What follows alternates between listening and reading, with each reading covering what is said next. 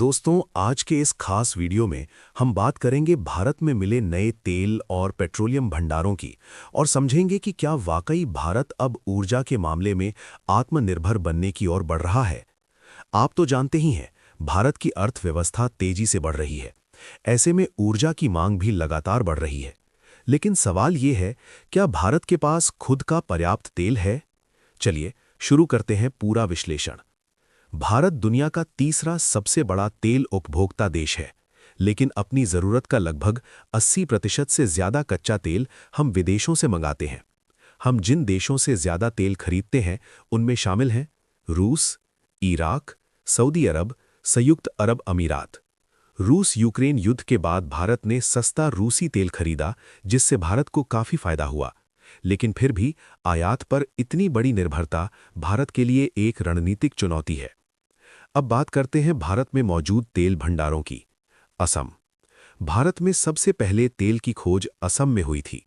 आज भी असम भारत के प्रमुख तेल उत्पादक राज्यों में शामिल है। गुजरात। गुजरात का अंकलेश्वर क्षेत्र भी तेल उत्पादन के लिए प्रसिद्ध है। मुंबई हाई। भारत का सबसे बड़ा ऑफशोर तेल क्षेत्र है मुंबई हाई। ये अरब सागर में स्थित है और भारत के कुल उत्पादन का बड़ा हिस्सा यहीं से आता है। राजस्थान। राजस्थान के बाड़मेर क्षेत्र में भी बड़े तेल भंडार मिले हैं, जिनका विकास एक विदेशी कंपनी के सहयोग से हुआ।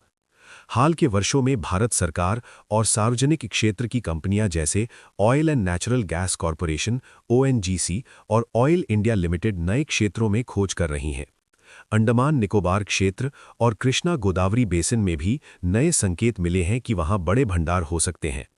अगर ये पूरी तरह विकसित हो गए तो भारत की ऊर्जा स्थिति मजबूत हो सकती है। अब सबसे बड़ा सवाल, क्या इन भंडारों से भारत अमीर बन जाएगा?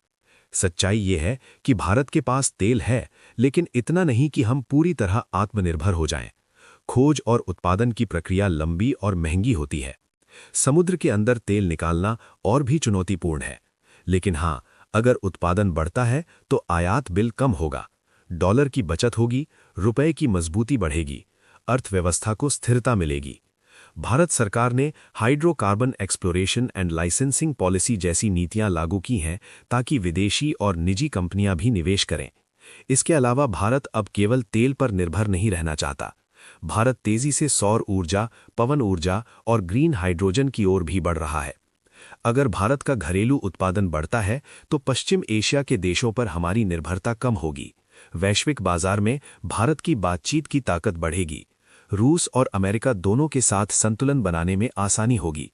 ये केवल आर्थिक मुद्दा नहीं है, बल्कि रणनीतिक और भू-राजनीतिक मुद्दा भी है। भारत के पास तेल के भंडार हैं और नए क्षेत्रों में संभावनाएं भी हैं, लेकिन तेल की ताकत से ज्यादा महत्वपूर्ण है ऊर्जा का संतुलन। भारत का लक्ष्य है आयात कम करना, घरेलू उत्पादन बढ़ाना और वैकल्पिक ऊर्जा को बढ़ावा देना। अगर ये तीनों रणनीतियां सफल होती हैं, तो आने वाले वर्षों में भारत ऊर्जा के मामले में काफी मजबूत स्थिति में होगा।